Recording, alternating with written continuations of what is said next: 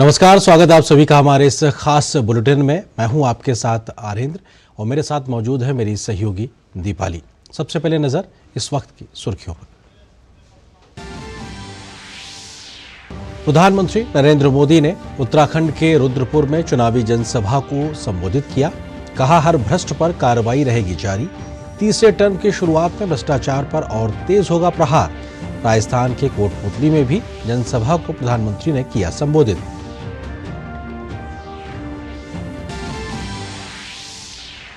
कर्नाटक में अमित शाह का जोरदार प्रचार, विपक्ष पर बोला हमला। कहा, भ्रष्टाचारियों के कुनबे कांग्रेस ने किया 12 लाख करोड़ रुपए का घोटाला। कांग्रेस सहित अन्य दल भी कर रहे हैं प्रचार।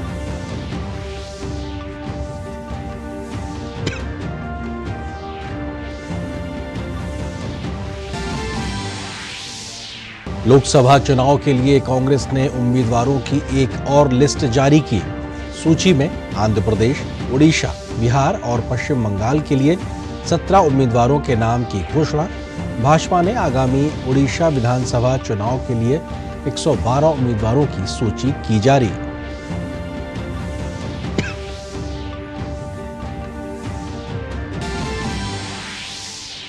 दिल्ली सरकार में मंत्री आतिशी को भी सताने लगा गिरफ्तारी का डर। कहा, सौरभ भारद्वाज, दुर्गेश पाठक और राघव चड्ढा को भी गिरफ्तार करने की चल रही है साजिश। बीजेपी ने आरोपों को बताया निराधार।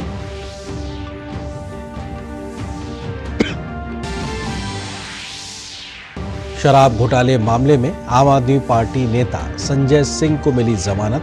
राउज एवेन्यू कोर्ट में मनीष सिसोदिया की जमानत पर हुई सुनवाई।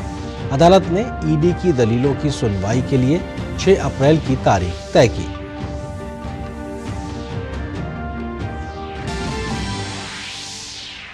छत्तीसगढ़ के बीजापुर में पुलिस और नक्सलियों के बीच मुठभेड़, 4 नक्सली ढेर, कई घायल। इंसास और AK-47 समेत हथियारों का जखीरा और विस्फोटक हुए बरामद।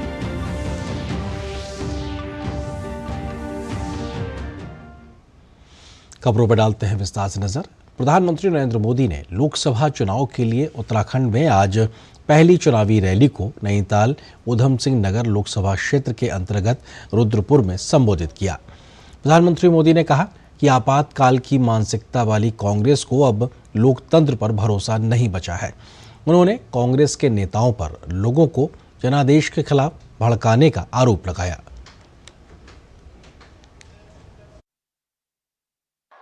कांग्रेस और इंडी गठबंधन ने अपने इरादे दिखा दिए हैं। कांग्रेस के शाही परिवार के शाहजादे ने ऐलान किया है कि अगर देश ने तीसरी बार बीजेपी सरकार को चुनी, आग लग जाएगी।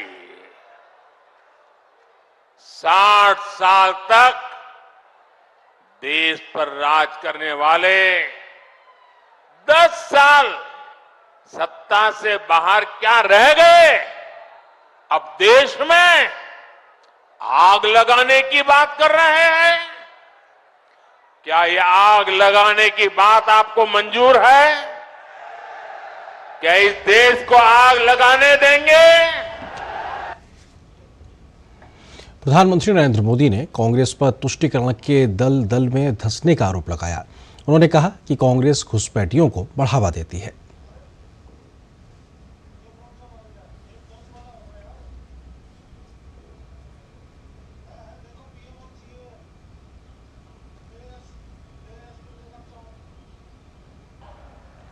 कांग्रेस तुष्टीकरण के दल में ऐसा धंस गई है कि कभी देश हित का सोच ही नहीं सकते।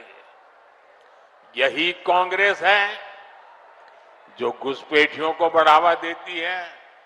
लेकिन जब भाजपा CAA के माध्यम से मां भारती में आस्था रखने वालों को भारत की नागरिकता देती है, तो कांग्रेस को सबसे ज्यादा तकलीफ होती है। इस क्षेत्र के लोग भी जानते हैं कि पाकिस्तान और बांग्लादेश से जो शरणार्थी आए हैं उनमें से अधिकतर दलित परिवार है, हमारे सिख भाई बहन हैं, हमारे बंगाली भाई बहन हैं, लेकिन कांग्रेस इन लोगों को नागरिकता देने का विरोध कर रही है। प्रधानमंत्री नरेंद्र मोदी ने राजस्थान के कोटपुतली में एक जनसभा को संबोधित करते हुए कांग्रेस पर जमकर निशाना साधा।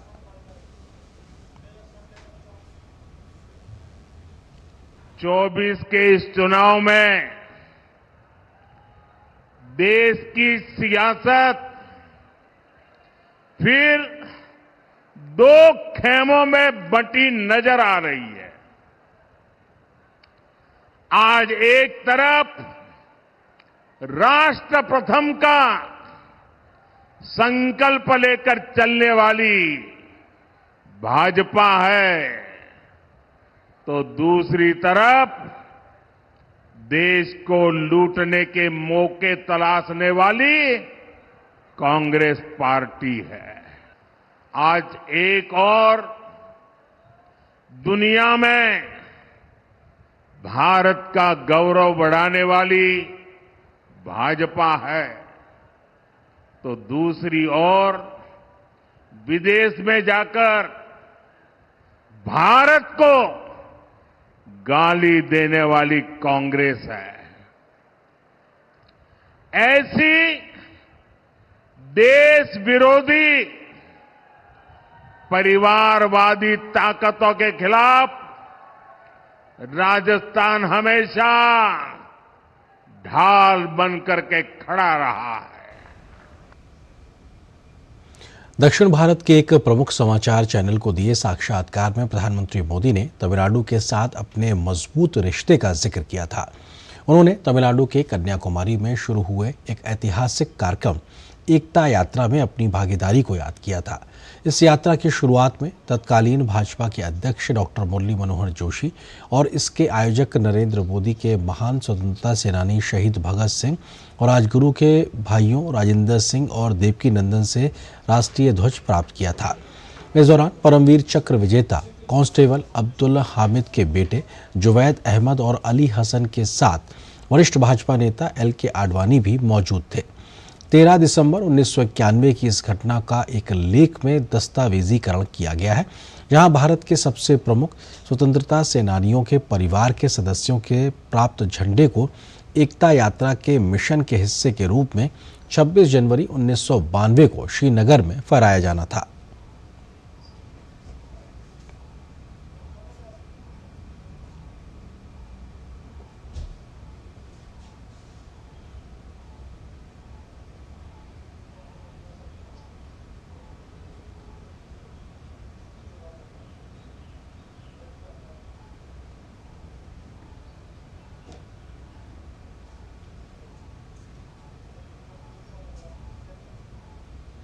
केंद्रीय गृह एवं सहकारिता मंत्री अमित शाह ने आज कर्नाटक में चुनावी रैली की, जिसमें उन्होंने कांग्रेस समेत सभी विपक्षी पार्टियों पर जमकर हमला बोला।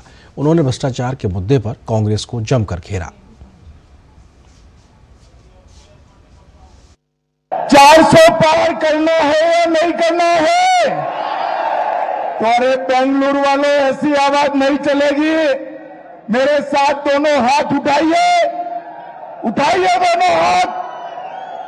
विजय के विश्वास की मुट्ठी भींचिए और प्रचंड आवाज से बोलिए, भारत माता की,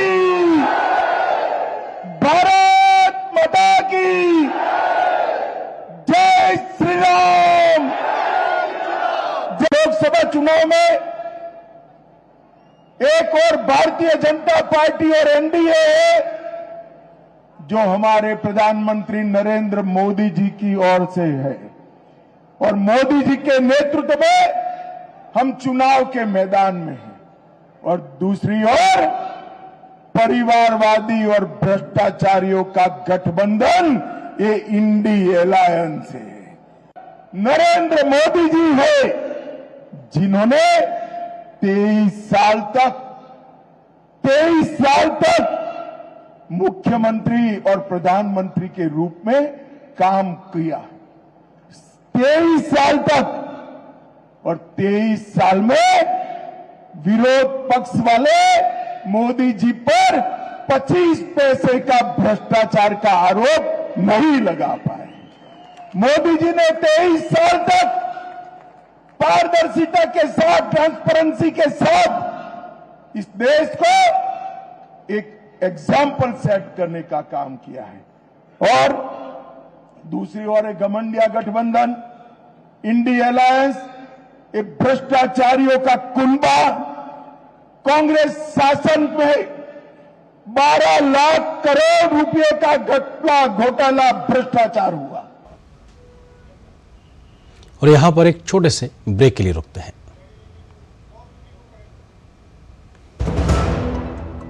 delivery boy has picked your order. अरे भाई पता है भूख लगी है। 30 मिनट का मैसेज नोटिफिकेशन आया था ना। मैसेज के सारे थोड़ी बैठ सकते हैं। कल आपने कुछ शेयर्स बेचे थे ना? हाँ, तो चेक किया? मैसेज आया तो था। सिर्फ मैसेज काफी नहीं है। आप शेयर मार्केट में कोई भी ट्रांजैक्शन करते हैं ना, तो स्टॉक एक्सचेंज से आए एसएमएस या ईमेल को अपने डीमैट अकाउंट और बैंक स्टेटमेंट के साथ भी टैली कीजिए। बेटा भूख में ना दिमाग बंद हो जाता है।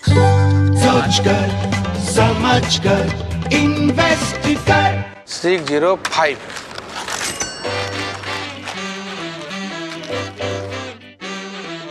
बदलो बदलो, आदत बदलो।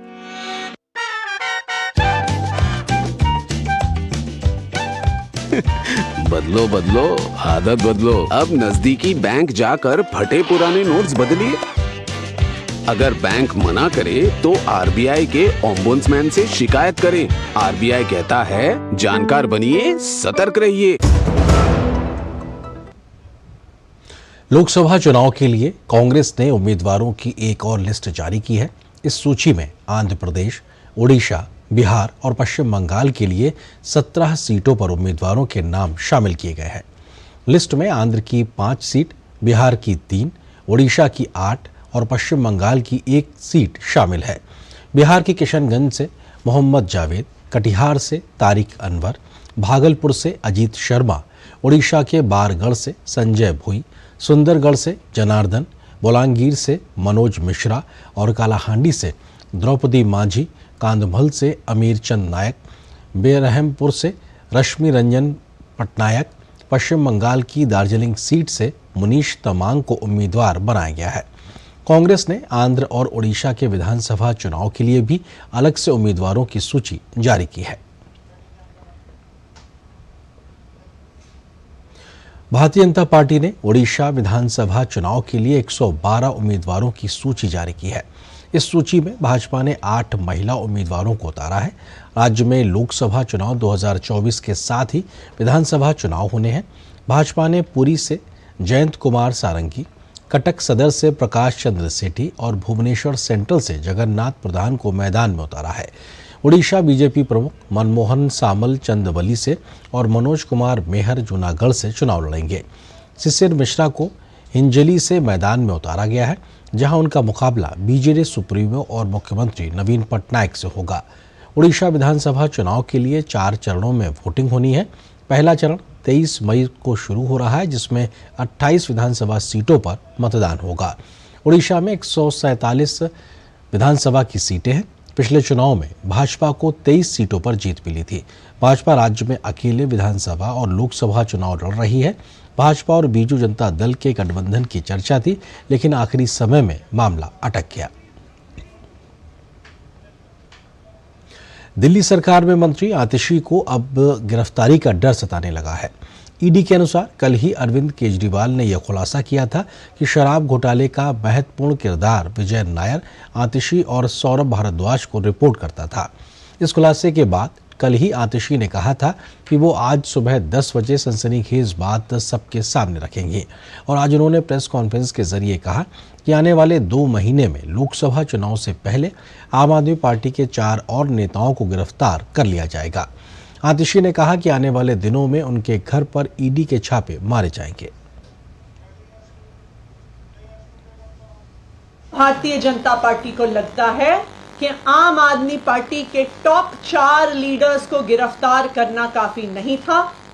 अब आने वाले समय में अगले बड़े 4 नेताओं को जेल में डाला जाएगा।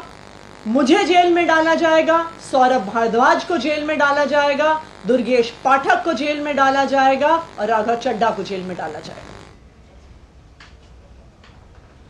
केंद्रीय सूचना एवं प्रसारण मंत्री अनुराग सिंह ठाकुर ने आम आदमी पार्टी पर जमकर हमला बोला। अनुराग सिंह ठाकुर ने भ्रष्टाचार के मुद्दे पर आप नेताओं को जमकर घेरा है। जिस पार्टी का आधार ही झूठ पर बना है, एक से एक बड़ा झूठा आम आदमी पार्टी में है और झूठ बोलकर ये राजनीति में आए, राजनीति में आके भ्रष्टाचार किया। और जिस रामलीला मैदान में कभी इन्होंने भ्रष्टाचार विरोधी रैली की थी, वहां पर सारे भ्रष्टाचारियों को इकट्ठा करके रैली की है। ये दुर्भाग्य है। सुप्रीम कोर्ट ने आम आदमी पार्टी के राज्यसभा सांसद संजय सिंह को जमानत दे दी है। संजय सिंह दिल्ली शराब नीति के मामले से जुड़े एक मनी लॉन्ड्रिंग के केस के चलते प्रवर्तन निदेशालय की गिरफ्त में थे। कोर्ट ने साफ किया कि संजय सिंह को मिली रियायत किसी दूसरे मामले में उदाहरण नहीं बनेगी। साथ ही कोर्ट ने कहा कि संजय सिंह राजनीतिक गतिविधियों में भाग ले सकेंगे। ईडी ने संजय सिंह की जमानत अर्जी का विरोध नहीं करने का फैसला किया। पिछले 6 महीने से संजय सिंह जेल में बंद थे। भाजपा के प्रवक्ता शहजाद पूनावाला ने मनी लॉन्ड्रिंग मामले में संजय सिंह को सुप्रीम कोर्ट से बेल मिलने को ईडी द्वारा निष्पक्षता से काम किए जाने का हवाला दिया। आज एक प्रेस कॉन्फ्रेंस में उन्होंने कहा कि संजय सिंह को बेल इसलिए मिली है क्योंकि ईडी ने कोर्ट में इनका विरोध नहीं किया। साथ ही उन्होंने अरविंद केजरीवाल को दिल्ली के सीएम पद से इस्तीफा देने की भी मांग की। ये बेल तब मिली है जब ईडी ने इस बेल को अपोज नहीं किया।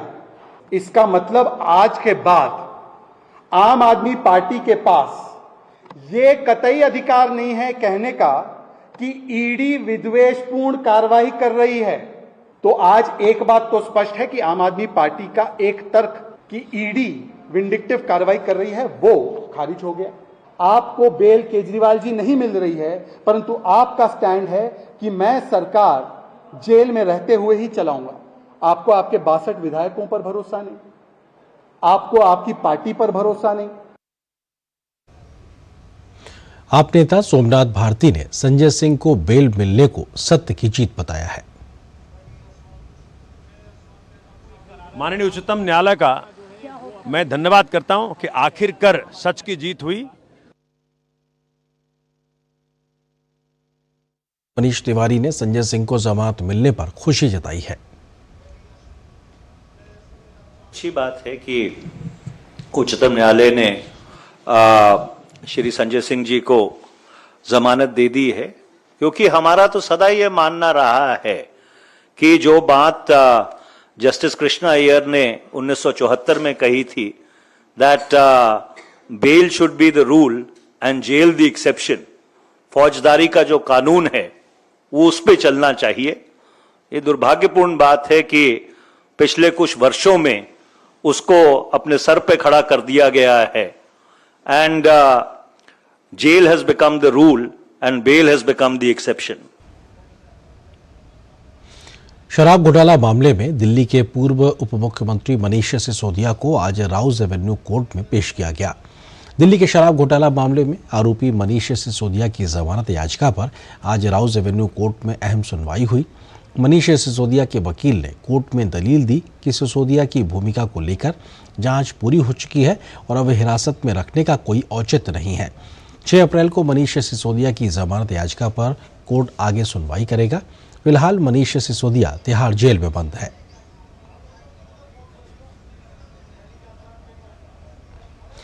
गृह मंत्री अमित शाह ने आज कर्नाटक में जेडीएस अध्यक्ष एचडी कुमारस्वामी के साथ बैठक की है। दोनों नेताओं ने कर्नाटक में लोकसभा चुनाव साथ मिलकर लड़ने पर चर्चा की।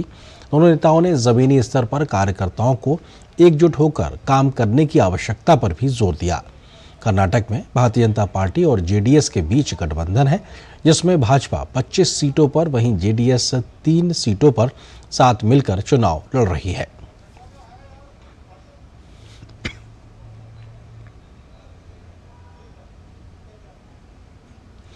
राष्ट्रीय लोक जनशक्ति पार्टी के राष्ट्रीय अध्यक्ष और पूर्व केंद्रीय मंत्री पशुपति कुमार पारस ने आज भाजपा अध्यक्ष जेपी नड्डा से उनके दिल्ली स्थित आवास पर मुलाकात की। पशुपति पारस के साथ समस्तीपुर से सांसद प्रिंस राज भी मौजूद रहे। भाजपा अध्यक्ष ने कहा कि एनडीए सदस्य के नाते पशुपति जी ने प्रधानमंत्री नरेंद्र मोदी जी के नेतृत्व में लगातार अच्छे काम किए हैं। साथ ही उन्होंने कहा कि आने वाले चुनाव में भी हमारा गठबंधन मजबूती से बना रहेगा और उनकी पार्टी बिहार में एनडीए के सभी 40 उम्मीदवारों का पूर्ण समर्थन करेगी और जीत सुनिश्चित करने में हर संभव सहयोग करेगी।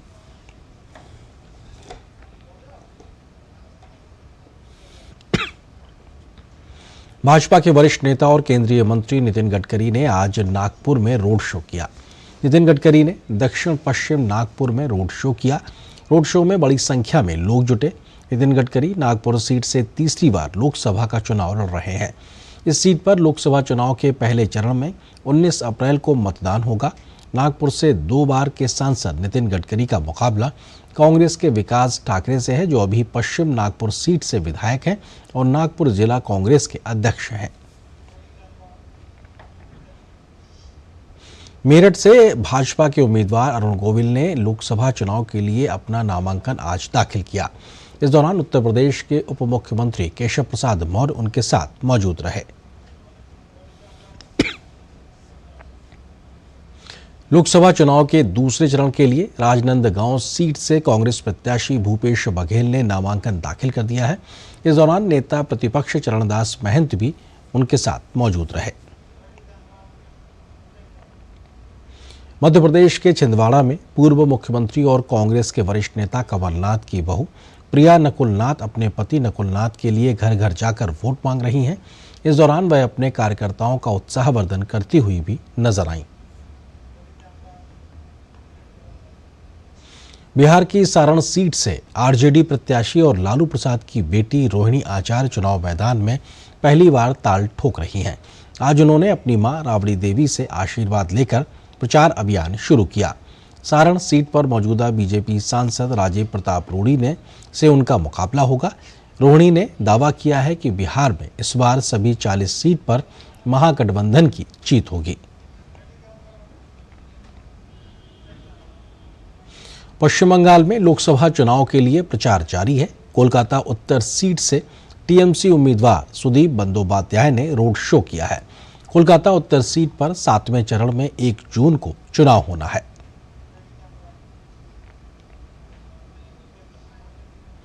त्रिपुरा के मुख्यमंत्री मानिक साहा राज्य में आगामी लोकसभा चुनाव के लिए प्रचार अभियान के दौरान खोवाई में एक रोड शो में शामिल हुए। गौरतलब है कि त्रिपुरा में लोकसभा की 2 सीटें हैं। त्रिपुरा पश्चिम के लिए प्रथम चरण में 19 अप्रैल को मतदान होना है, जबकि त्रिपुरा पूर्व के लिए दूसरे चरण में 26 अप्रैल को मतदान है। पिछले लोकसभा में त्रिपुरा की दोनों सीटें भाजपा के हिस्से गई थीं। केंद्रीय मंत्री किरण रिजिजू ने चीन द्वारा अरुणाचल प्रदेश के 30 स्थानों का नाम बदलने पर कहा कि वो घबराया हुआ है, क्योंकि बॉर्डर इलाकों पर काम हो रहा है। कांग्रेस के जमाने में बॉर्डर इलाकों पर काम नहीं होता था। उन्होंने कहा कि सारे अरुणाचल की जनता अपने आप को पक्का भारतीय मानती है।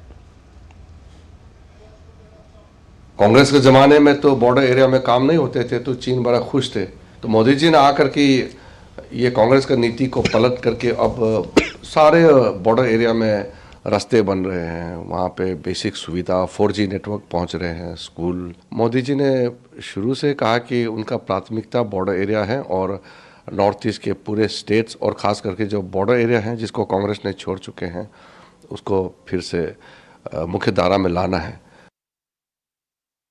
छत्तीसगढ़ के बीजापुर में सुरक्षा बलों को बड़ी सफलता मिली है। सुरक्षा बलों ने 4 नक्सलियों को ढेर कर दिया है। वहीं 7 नक्सली घायल भी हो गए हैं। सुरक्षा बलों की टीम बीजापुर जिले में नक्सल प्रभावित क्षेत्र गंगालुर इलाके में निकली थी। इसमें DRG, CRPF, cobra, Bastar fighters, Bastariya battalion और सीएएफ के जवानों की संयुक्त टीम शामिल थी। इसी दौरान सुरक्षा बलों की नक्सलियों से मुठभेड़ हो गई। सुरक्षा कर्मियों ने कई हथियार भी बरामद किए हैं, जिसमें इंसास LMG और AK-47 जैसे ऑटोमेटिक हथियार भी बरामद किए गए हैं। इसी खबर के साथ सांकेतिक भाषा के इस खास बुलेटिन में बस इतना ही। मुझे और मेरी सहयोगी दीपाली को दीजिए अनुमति। नमस्कार।